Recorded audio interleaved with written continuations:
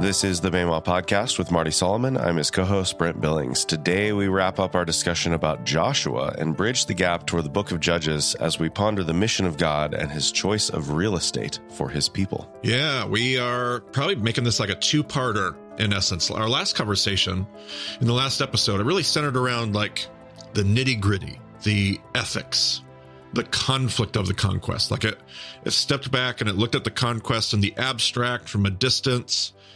And today what we want to do is we want to talk more about, we'll use a lot more missional language. We want to ask ourselves, what is at least one way that we can ask the question, what is God up to in what he's doing? Still kind of in the abstract, still kind of behind the scenes, but what is the method to the apparent madness here? What is the idea and what is the goal? And so the biblical conversation that swirls in scholarship, if you were to be over at Jerusalem University today or Hebrew University, if you were studying over there, a lot of the conversation would swirl around geography and location. To quote the real estate agents, location, location, location. So we've got a presentation today that should help out with this. This is a big presentation. I think this one is actually really, really helpful. It would be hard to do this episode without the presentation. Not that you can't listen to it while you drive and check it out later, but it's going to be hard to really get much of anything of what we're talking about today without it. So we encourage you checking that out. But we're going to start with the first. We have a bunch of maps that we've acquired and we're using in the presentation here. The first map here is going to show the regions. And actually, is this the map that you made, Brent? Definitely no, I didn't make this one. You did not make the first few here, now that I'm looking at the presentation. This is not a Brent Billings map. But the first map does show a very large, zoomed out, regional perspective of the ancient biblical world. And you'll see on there, you've got Egypt down towards the southwest. You've got Greece and kind of Rome up towards the northwest. That's going to be a little bit later in the biblical narrative.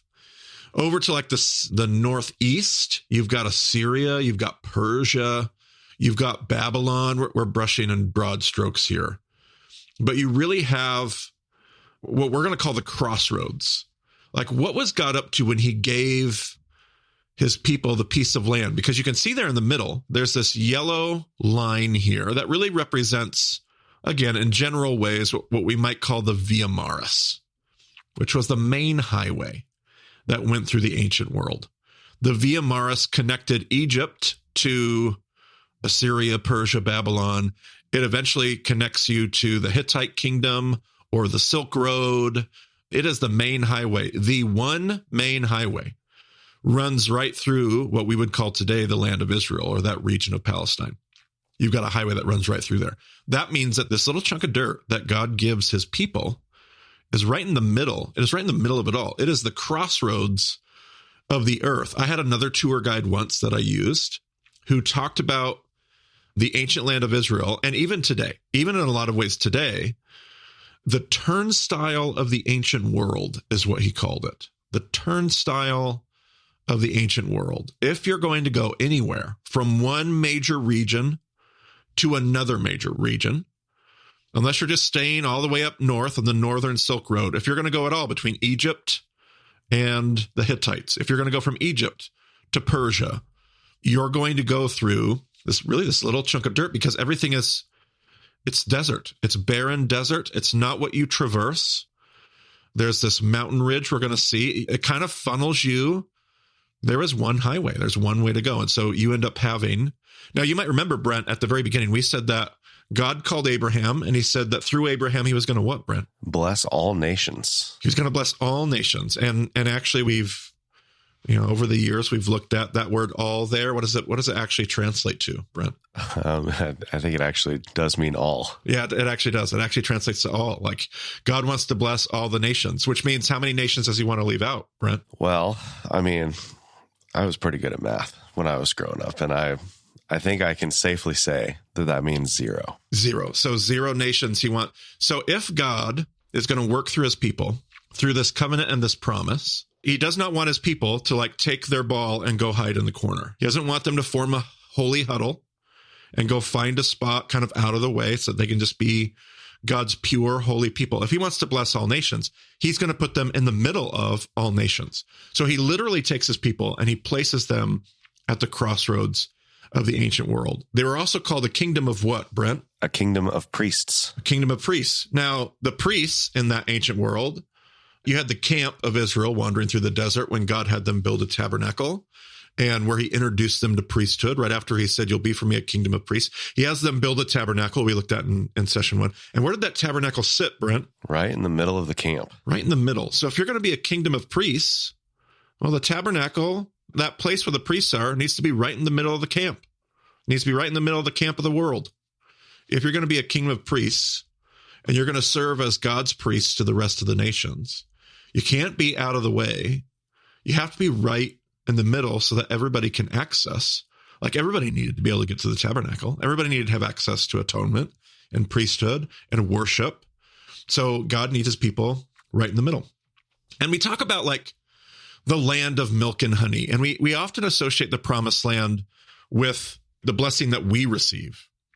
But the land of milk and honey is actually not the phrase we think it is. We hear that as like Western Americans that love to consume things.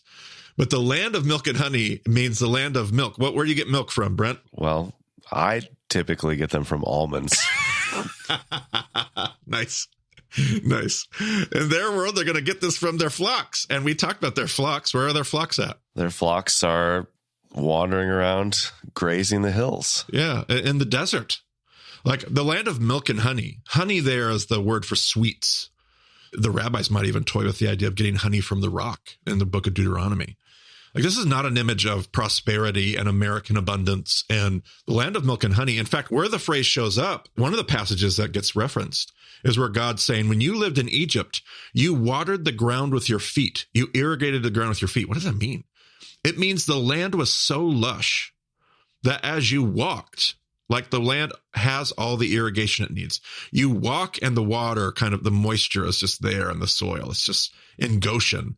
You left Goshen not to a better land in terms of the world's economy, to a land where you have to depend on God. The blessing of the promised land is not my blessing. It's the Abrahamic blessing. It's external blessing.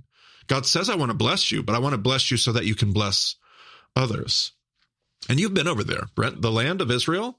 Is it like the most luscious, like you've traveled around a bit. You've been to like Europe, and like when you think of like the most beautiful places you've ever been, does Israel like top the list as far as just comfort and beauty? I mean, not typically. Yeah. There are seasons, if they have a really heavy rainfall. I've been there in times where they had a really, really like 50-year sort of rainfall. And it's like, okay, this is actually kind of nice. But my first experience there, I think, was the more typical.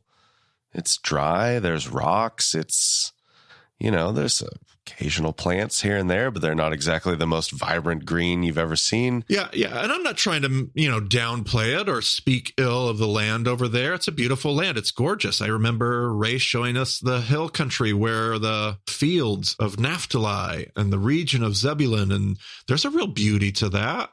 It's also not, it's not the Scottish Highlands when I got to drive through the country of Scotland. Like, right.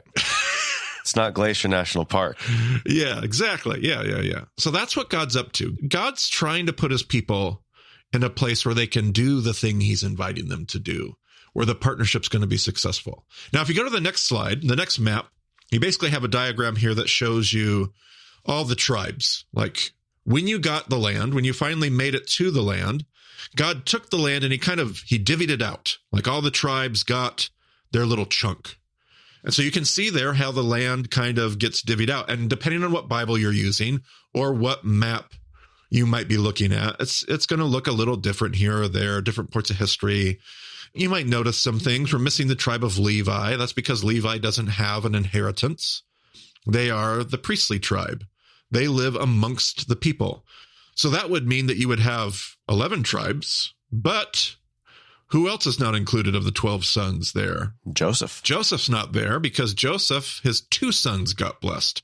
And that's how we got back to 12. So instead of Joseph, you have his 2 sons. What are the 2 sons' names? Ephraim and Manasseh. Absolutely. And so you see there the the allotment for Joseph's two sons. That's how we get back to 12 regional tribes and their land allotment. We'll come back to that a bit later, but God gave you a little chunk of dirt, and that chunk of dirt comes with a responsibility. It's a blessing. That's what God gave you. So it's the inheritance, but that inheritance also comes with a missional responsibility. You don't just get to take, you also have to take and steward.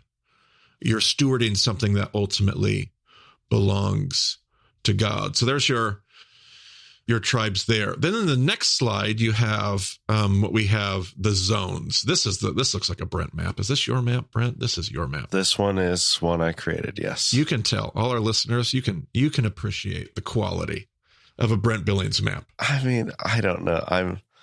I'm a very amateur cartographer, but I do enjoy it. Well, you have here, I had a friend that used to describe the regions of the biblical world of Israel and Palestine as a BLT, which is the most unkosher example you could possibly use. It is unkosher. And Marty, I actually have a confession to make. Oh, boy. In our first recording, I was like, and not an appealing sandwich at all. I was not a fan of BLTs. Sure. But I have changed my tune. Okay. I think actually in the last year, I have come to appreciate the BLT as an actual sandwich. So I think I'm excited to see how this metaphor plays out this time for me. Okay. Yeah, absolutely. I love that. And that will pay dividends when we get to session 4. So stay tuned, everybody. Amen. So we have a regional BLT map in front of us. We have two buns. Now, you can't see the bottom bun on this map. The top bun is Galilee. That's the region up north, up by the Sea of Galilee. Okay.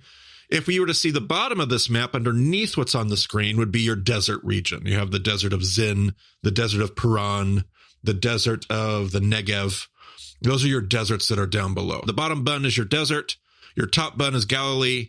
And then in the middle here, you have these strips of bacon, right? On the, I suppose the deserts would need to be our lettuce and our tomato as well, which they do sit horizontally. So that works nice. Yeah. The regions there.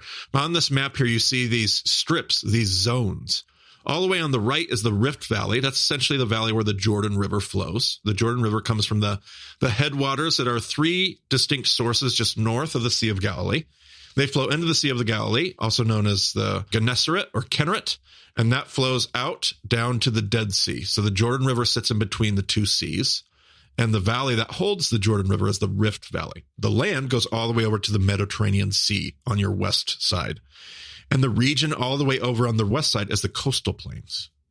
Now, in the biblical world, this is where your Gentiles, your pagans lived. Down to the south, you had the Philistines in the modern day area of Gaza.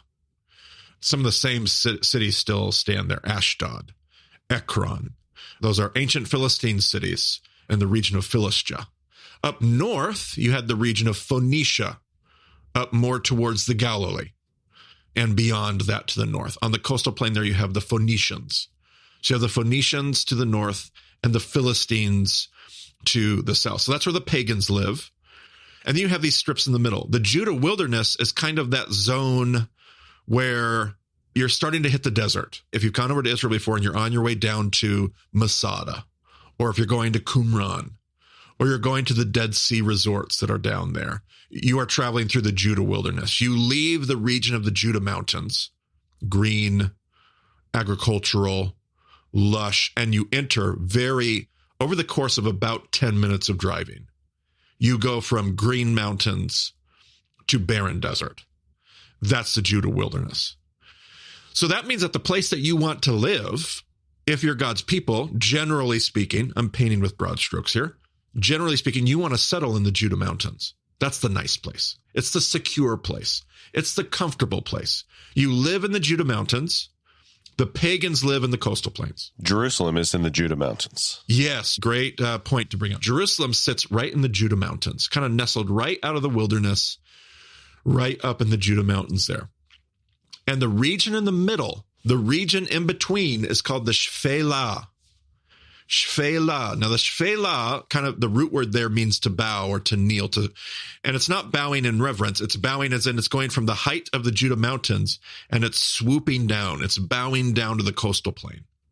And that region is the region in the in-between. Part of the geographical lesson that you learn, biblically speaking, as a metaphor, is that God is calling us into the Shephelah. It's like the Crossroads lesson in an even tighter package. Like if we zoom in even shorter to an even a narrower scope, what you have is the same tension. God doesn't want you sitting in the comfort and safety of the Judah mountains.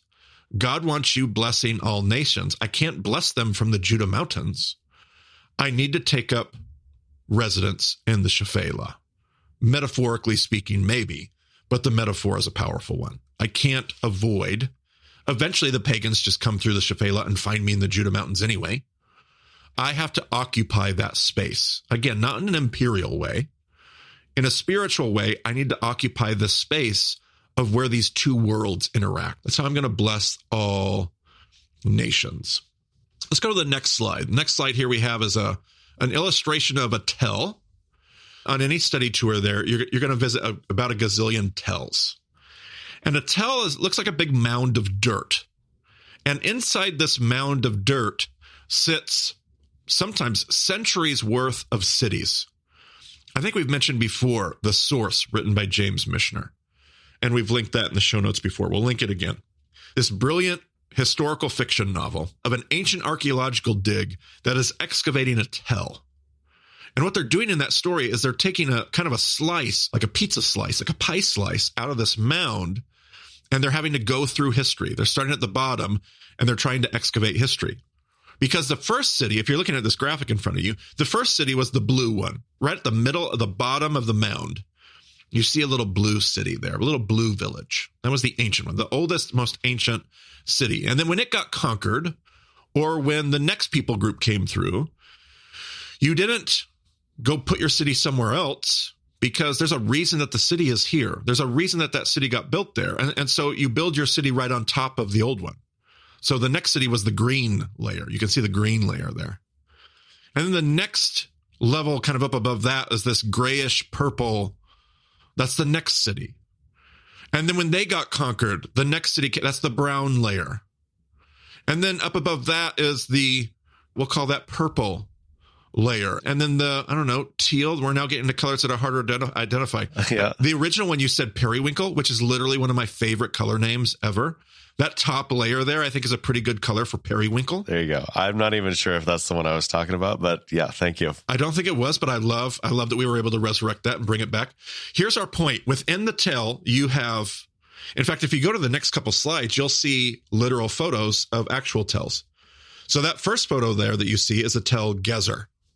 Now, you can't see a real pronounced hill, and that's because the ruins are so expansive. In that mountain there, you can see olive trees. You can see some ruins up there, a tower up towards the top. You can see all these ruins there. There are anywhere between 17 and 21 cities buried underneath the dirt of that hill right there. It was there. Well, we'll talk about why it was there. If you go to the next slide, you see another tell. That's tell Lystra from the book of Acts.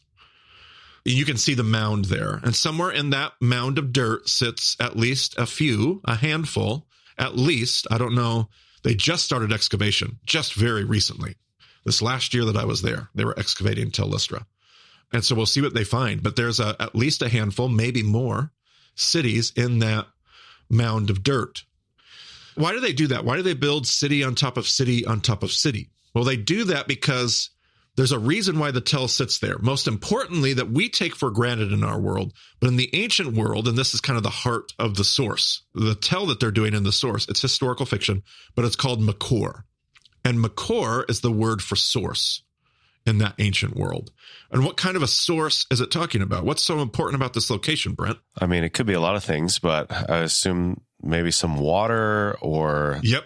You got to have water. In this ancient world, in these desert lands, water is essential. So if you have a well, if you have a spring, if you have a water source, that's where you build your city. You've got to have your city close to, attached to a water source. It needs to be a place that's defensible, because you're going to have to defend yourself from invaders or other people coming to take over your city or do harmful things to you. You're going to need to be close to commerce. Those same people are going to be, when they don't want to destroy you, they'll be the people you want to sell your things to. You're going to need to be close to land for agriculture and farming. So you don't want to just plant your city in the next little parcel of land over, A, because you're getting further away from your water source and you're wasting valuable agricultural resources. So you just build the next city on top of the one that's before it. We'll come back to this idea here in a moment. But another thing you find in tells, one of the things that when you're reading the source that they find, and one of the things that you want to find if you're the archaeological team, is what's called city gates. The sha'ar in the Hebrew, or if you want to say it in the plural, sha'arim in the plural, the city gates. If you look on the next slide, you see a pictorial representation of the city gates. Because if you have a city, and one of the things that you have to do is defend the city, that means you're probably going to build what with your city, Brent? You need some walls. It's going to need some walls. And that means if I have a wall around the city, I'm going to need a gate to get through into the city. And that gate functions as a method of defense. The wall is an act of defense, but I just can't put a door in my wall because then the enemy will just come through the door. And so you build a city gate. The city gate is primarily a defense mechanism. So if you go to the next slide, you actually see a little cutaway, an artistic cutaway of what might be inside that city gate. Inside the city gate sits rooms. There's the doorway where you walk through. As soon as you walk through the door, if you were to look to your right or to your left, you're going to see rooms there. And those rooms are where you can hide soldiers. Those rooms are, in fact, in this pictorial representation, there's 2 floors. They actually have a second floor up above. And they're dropping things through the holes. And like if you're trying to come through, you're bottlenecking. You could have an army of 40,000 soldiers outside your city gate, but only 6 soldiers at a time can come through the doorway. We see this in like, I don't know, Lord of the Rings or any of these stories where they have to come through a gate and everything's bottlenecking at that ramp into the city. Same idea here. When they first started using city gates, there was only a couple rooms. In Abraham's day, there's usually just 1 room on either side. But then later in David's day, there's 2 rooms on either side. So there's 4. It's a 4-chambered gate. When Solomon comes along, the architects are making a 6-chambered gate. This illustration that we're looking at right now is a representation of a Solomonic gate. There's 6 chambers there. I believe it's built to represent the gate at Gezer. It might be Megiddo. I can't remember. But you can see 6. There's 3 on the left and there's 3 on the right. And they can just put more and more soldiers. And as soldiers get wounded or get defeated or killed, you're able to fill in their spots with more and more soldiers and defend your city from the inside. So that's how a gate functions. You know, eventually Hezekiah's day, they ended up making an 8-chambered gate, 4 on each side. And the gate defense technology became so advanced that invading armies just stopped trying to get through the gates. They started building siege ramps because it was easier to build a ramp to go over the wall than it was to try to go through and take a gate. That's how good the gate defense became. You can actually see a bunch of photos that follow this. I'm not going to tell you how many. Brent even has some new ones he took with his fancy drone. We're going to drop in some new photos to the new presentation. But you can see representations of these gates at actual digs today. There's one with a goat, and it's Solomon's, which there's debate now. Within the last 5 to 10 years, they did some dating, and they're now debating at what age this gate dates to. But originally, it was always taught to me as this is a Solomonic gate. You can see 3 chambers on each side. It's a 6-chambered gate. And little goat. So you know what picture I'm talking about there. Solomon's goat. Solomon's goat at Solomon's gate. He's our mascot. This is Tel Gezer, though. And the drone photos that I have are Tel Gezer. We've got some photos from my first trip in 2016 with you. Yeah, so a lot of Tel Gezer. This is a really good example, a well-excavated example of a city gate. Yeah, it's one of my favorite ones to take people to. So that's how gates function. But that's just the defensive structure. And some cities get attacked more than others. But on average, a city's going to come under attack once every other generation, about once every 80 years. Some cities more, some cities less, but a little under once a century, a little less than once a century, or a little more than once a century, so I would say. Once every 80 years or so, you've got a city that's being attacked. So what are you doing for the other 79 years? Like, what do you do with your city gates when they're not acting as defense? Well, as far as we have uncovered archaeologically, the scholars say it was the city center. It was the city municipality. Is that the right term that I'm looking for there, Brent? Municipality? I mean, yeah. I think that just means a city. Yeah. It's where your courthouse is going to be. It's where your elders or your judges are going to sit. I think of Eli in the book of Judges sitting at the city gate, or Lot in the book of Genesis. Right. He's sitting at the city gate, and that tells you he's somebody important. He's an official of the city because he's sitting at the city gate. It's where the city welfare system is going to show up, which also talks to us about the economic stratas within the city. What's the best place to live? Where do you think the most wealthiest people live? Where are they, Brent? Are they inside the city? Are they just outside the city? Where do they want to live? I mean, yeah, you probably want to be in the city because you don't know exactly when that 80-year war is coming around. Absolutely. I don't want my nice house destroyed. And so your richest class is usually the closest to the city center, the most protected. As you drop in economic class, you get closer and closer to the outside. Eventually you get to the middle class, and they live literally within the wall. It's actually called, in archaeology, they call it casemate housing. One of my favorite stories that Elle tells is, Elle tells, oh, sorry, I killed myself. When she went over to study over in Israel, she had some teacher that was at a site talking about casemate housing, and he hadn't said what it was yet. And she said, "Are you talking about casemate housing?" And this person said, "Who was your teacher? Because they did a fantastic job." And I have always relished that story so much. That is beautiful. Yeah, absolutely. Your middle class lives in casemate housing. It's not as nice as the homes inside, but you still have the benefits, the convenience. You're as close to the city as you can get. And so if you can imagine, the city walls essentially have apartments built into them. And what that means is when your city comes under attack, I can fill your apartment with stones, and the wall goes from 6 feet thick to 26 feet thick.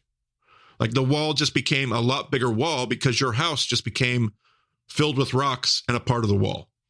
And this happened kind of all throughout ancient biblical history. You see this when Rahab, what does she do with the spies? When everybody comes looking for them and they go away, and she does what with the spies, Brent? She lowers them out the window. That's right. She's living in the casemate housing. She's in the city wall. Yeah. So she can lower them out the window, and they're on the outside of the city. Same with Paul in the book of Acts. That's casemate housing. Your outer window is going to be the outside of the city wall. And so we see that in the biblical narrative. What that means is that the poor live where, Brent? Outside of the city. Outside the city. In different places. Some will be more desirable. You can't take up the agricultural land. Like you can't live in the fields. But you can go find places to build little villages. Not walled. There's no defense. You're at risk, but you can't afford to live in the city. So you go build villages. Now the poor end up, the poor, like those, not just poor, but those who are in misery. They're going to gather at the city dump. So if you go back to those slides of the city gates, you're going to notice, if you look in the middle of the city gate, a big trench that runs out the middle of the door, especially at the Gezer photos. That sits underneath pavement. So you don't see that in the original city, but underneath the pavers sits your sewage system. So there's a water system, probably with a fountain of some kind within the city, some well. And they use that water system to flush the city, maybe once or twice a day. They're going to turn on that water system, and it's just going to flush. Well, it's going to flush all the things you can imagine you might flush out of the city from your rich homes. And it goes right outside the city to a designated area where all your sewage drains. And that's where you're going to dump your trash. And you take that trash and you light it on fire. And because it's all kind of wet trash, it just smolders. It just kind of smolders and burns and smolders and burns. And this became the image of, that's where the poorest of the poor gather, because you're trying to find survival. Like you're trying to find, picking through the garbage, trying to find things that you can survive on. And that's where there's weeping and gnashing of teeth. That's the misery of ultimate poverty. The weeping of gnashing of teeth. We'll come back to that some other time. But here's what that means. If you're somebody who is more poor and you live on the outside of the city, it's the city gate that you go to. You take the extra of the city, because that's where the rich are. So there's a little bit of extra. And that's where they take the extra and they give it to those who have need. We said the welfare system. That's where you go when you need help. The city gate is where you go, and they might give you a little bit of extra. We've got a little bit extra barley, got a little bit extra wheat. We got a little bit of olive oil. And so what that means is that the city is your symbol of hope. I'm not saying that you love them or you don't have any resentment. I was going to say, in the original episode, Marty, I had a pretty bad eye about this whole scenario. I was thinking only of the resentment. Like, these people are oppressing us, but that's not necessarily the case. Yeah, it's not necessarily the case. But how about you read us Matthew 5, verses 14 through 16, Brent? Let's hear.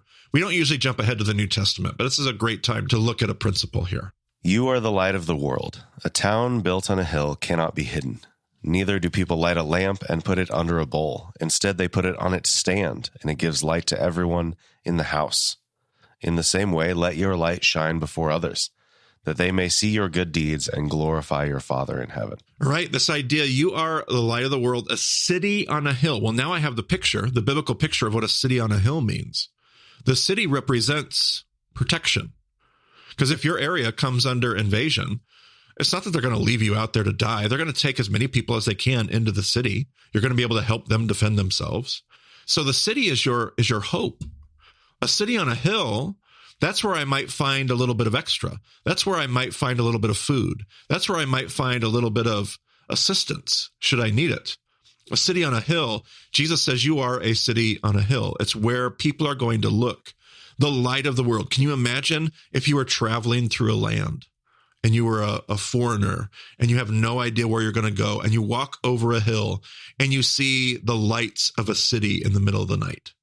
You are the light of the world, a city on a hill. You are where people can come. You would want to be a place where the outsiders would say, hey, this city really takes care of you.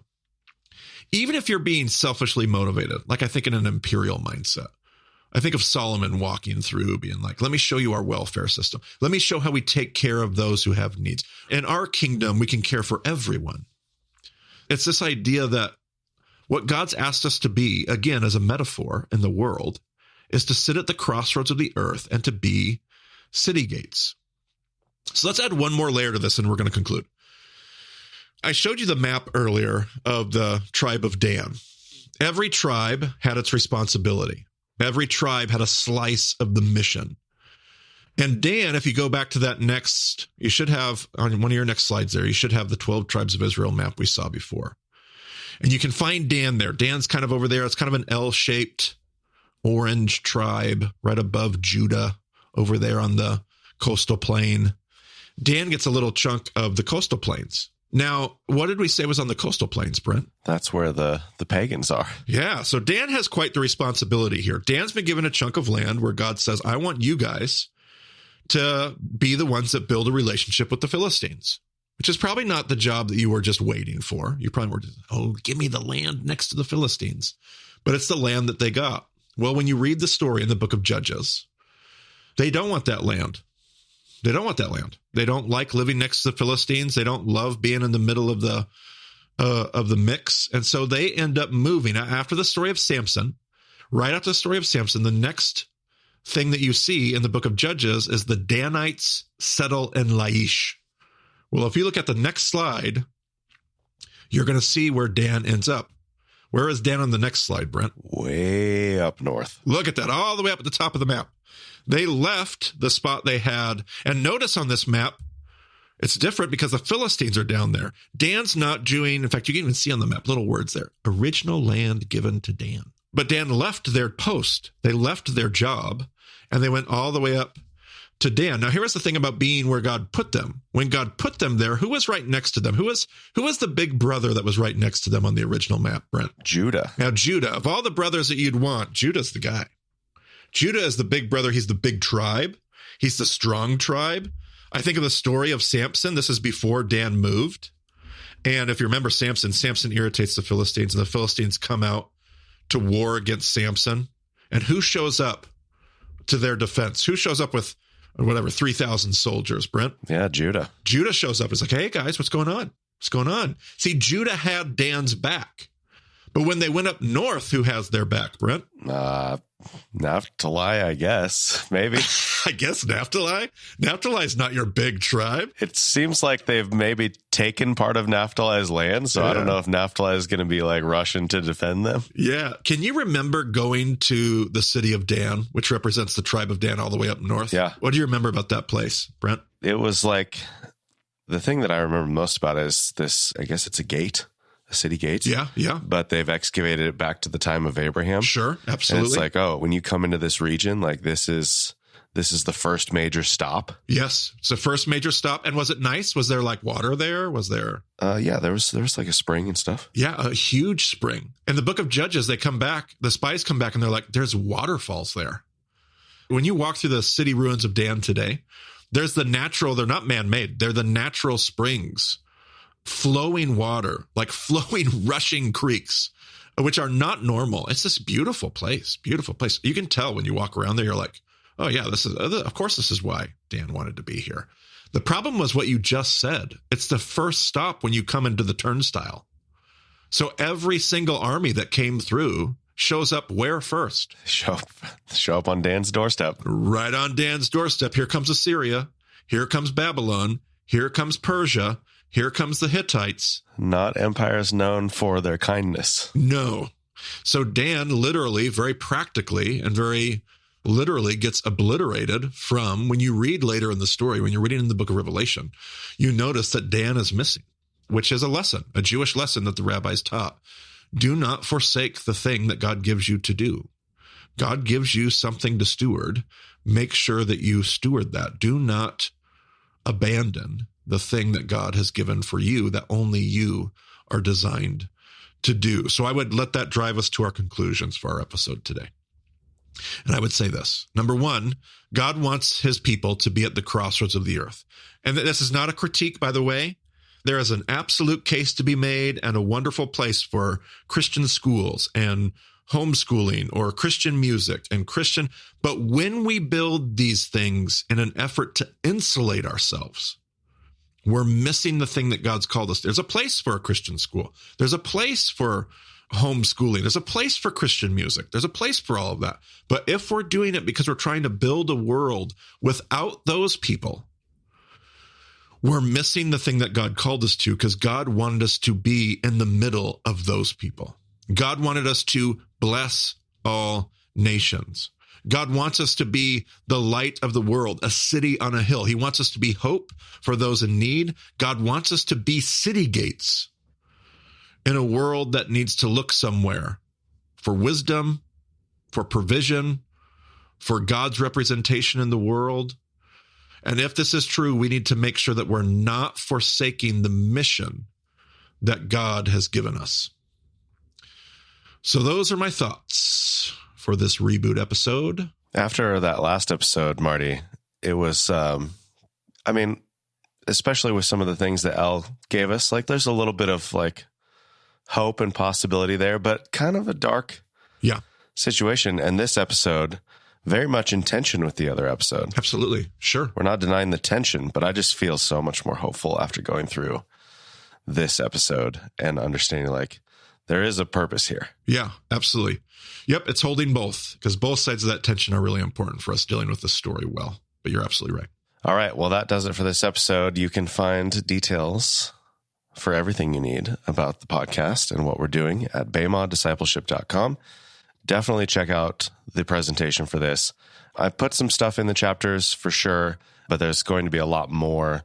And, look at it on a big screen, like study these maps, get an idea of where these tribes were and have an idea of what God has placed them in, and start to get this geography in your mind, because the geography makes such a big difference when you start to understand some of the travel paths and all these things. Like the geography is just so much more important than you realize. Absolutely. Definitely more than I realized growing up. So check that out, do some study there. But thank you for joining us on the Bema podcast today. We'll talk to you again soon. Hi, I'm Linda Powers, a Bema listener and group facilitator in Mount Pleasant, South Carolina. And here is the prayer from episode 35's companion. God, with every blessing I've been given, may I see it as a way to bless others, stewarding creation with radical hospitality. May I occupy the crossroads of the earth, making it a bit better today than it was yesterday. Make me a city on a hill, a light in the dark, a city gate where people are fed, clothed, and cared for, reminded of their belovedness.